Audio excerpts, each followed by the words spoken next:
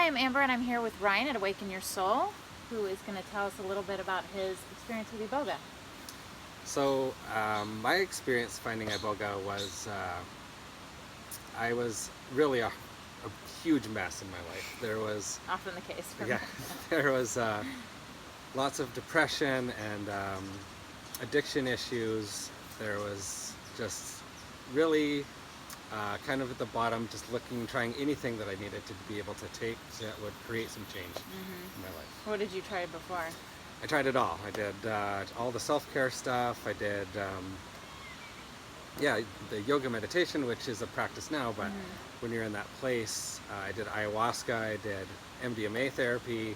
Oh, wow. I did a little bit of psilocybin, and everything just seemed to patch up the hole. There was no like real traction to be able to move forward. It just kind of gave me a couple minutes to suffer a little less. Button and kind of reorganize, but not get super deep. I just would end up shoveling myself back into the hole, right? Yeah. Faster. Yeah. So, okay, so you found Iboga and you did a retreat, and what was that transformation like for you?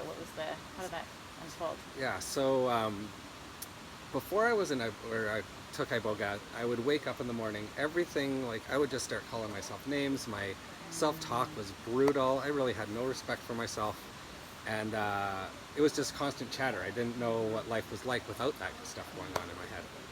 And so I woke up after the first time taking Iboga, and I was sitting by a pool, and I was hearing the birds, and I was looking around. Everything seemed a little brighter, and it just dawned on me my mind was in peace, and I have never felt that just sensation before. And then being able to sit around just other people and not having to do anything, it was just a really peaceful experience for me.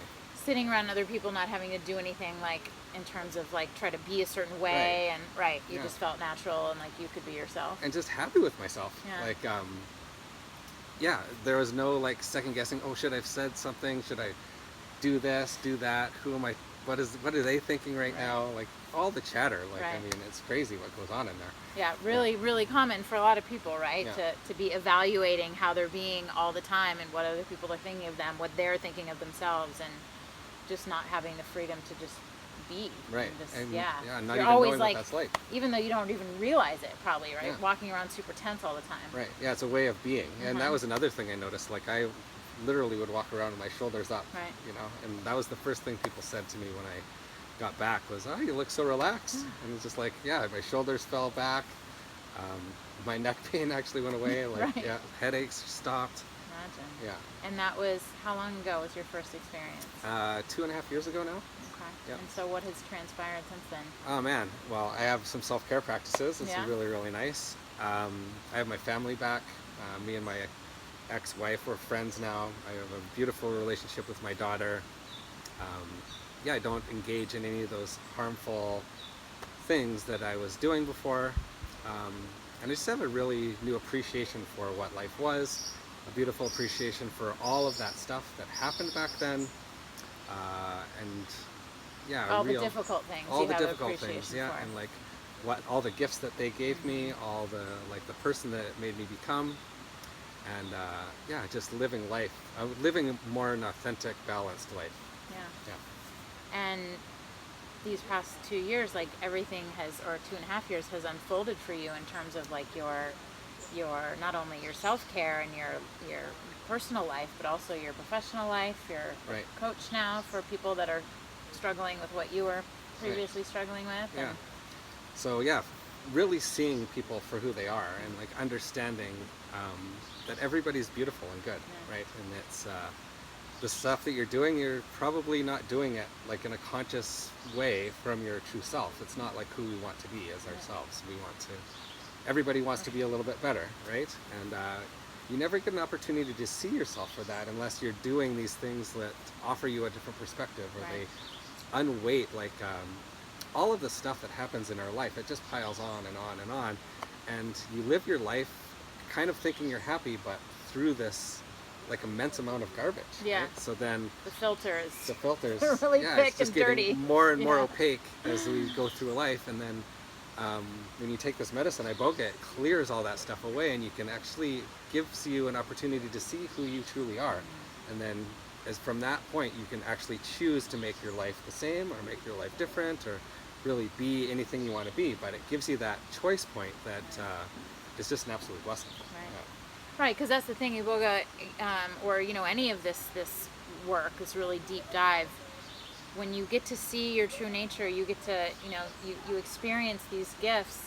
You have a choice on whether or not you want to engage in behaviors that start to move you more towards your truth. Because you can go backwards. You absolutely can. I mean, there's it doesn't override your free will. Right. You have to actually engage in walking that path. And so, for anyone that thinks it's going to be this magic bullet, that's not the case. Although I don't know if you I've experienced just some very subtle clearing in ways that I didn't actually have to engage in. Like there was just things that just started to fade away. But then the bigger things, you have to really work at it. Right. Yeah, you have to change your life. I mean, you can start hanging out with the same people and they're going to do the same things. You start drinking again or whatever. You can fill it all back up. But that is, from before, it was like a survival mechanism. You're just hanging on for dear life, just trying to get through the day, pretending you're happy, going to the bar and laughing with your friends. It's a lot different when it's your choice, and that you can engage in celebration and find that you're truly happy doing those things or not doing those things. Most often than not, it's not doing those things, and being there in the present moment with people becomes the choice. But and present moment with yourself. Totally. Exactly. And so Ryan, you're going to be going and doing another journey here in the next couple of days, right? Absolutely. Yeah. His first experience was not with us here at Awaken Your Soul, but he's here as a guest facilitator for a couple of weeks. We're really grateful to have you here. It's been really a pleasure. Yeah. And looking forward to seeing how your this next journey goes. And me too.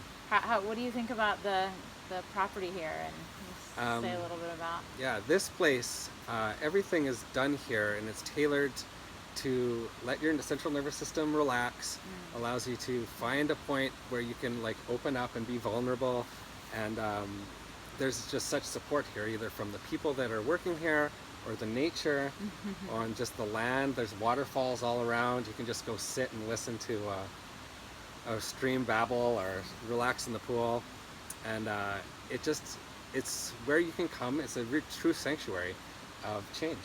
And it's really blessing the way you guys have put this whole place together. Well, the place in and of itself is just the place. Yeah, we just had to find it. We didn't have to put it together, thankfully. It would have taken a long time. They spent 20 years building this property and growing it, but the nature in and of itself is just a big warm hug, right? A big warm hug, and you connect, you put your feet in the soil, and you can understand what the earth has for us. Being in the city, you never really get a chance to have your feet in the mud. His feet are truly in the mud. I have flip-flops on, but and absorbs a lot of the energy that we're looking to get rid of. That's we really talk true. about this a lot, and it might be redundant, but it's so true. And I think, to his point, a lot of us spend most of our time in a concrete jungle. Right. So it's really a blessing that we have this. It's a container, right? It's actually in a bowl in a mountain, and we have a true container. And it's a deep reset for your whole system. Comes here, and you just come down that driveway. And you get out of the car, and the air here just smells beautiful. Awesome. Yeah, so fulfilling. Well, thank you. We're so blessed to have you here, and thank you for sharing. Hopefully you guys resonate with his story. So many of us do. And we all have such similar, parallel experiences, unique to all of us, but very similar. So I look forward to seeing what this week has in store for you. Me too. Who knows, right? It's going to be beautiful. Yeah, it's always a mystery. But And it's you. always perfect. Yeah. All right, Bossy, thank you. Ciao.